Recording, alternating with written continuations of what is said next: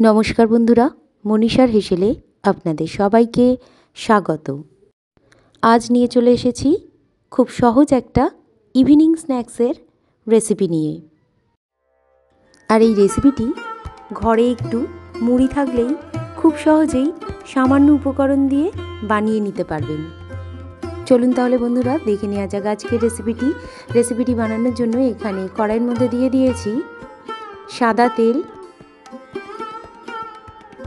1 থেকে 2 চামচ পরিমাণ। তেলটা একটু গরম হয়ে গেলে দিয়ে দিলাম 1 চামচ পরিমাণ জিরে, অল্প একটু কালো সর্ষে দিয়ে দিলাম, স্বাদ অনুযায়ী লবণ যুক্ত করলাম। এরপর দিয়ে দিলাম 1 ছোট চামচ পরিমাণ হলুদ গুঁড়ো, দিয়ে দিলাম 1 ছোট চামচ পরিমাণ কাশ্মীরি রেড চিলি পাউডারটা এখানে কালারের জন্য দিয়ে দিয়েছি। এরপরে দিয়ে দিয়েছি একটি ফাটিয়ে নেওয়া শুকনো লঙ্কা আর কারি পাতা। সমস্ত উপকরণকে অল্প একটু ভেজে নেব।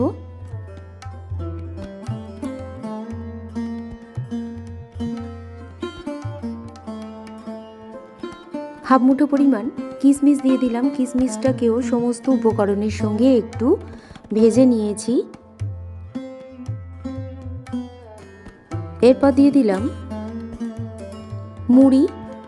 মুড়ির সাথে ভেজে নেওয়া সমস্ত উপকরণকে ভালো করে মিশিয়ে নিয়েছি।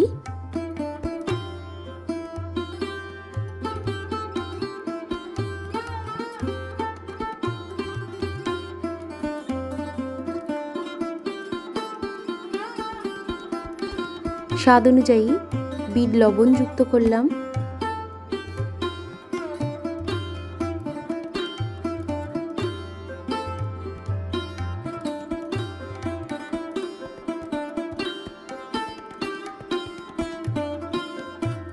এক ছোট চামচ পরিমাণ চাট মশলা দিয়ে দিলাম।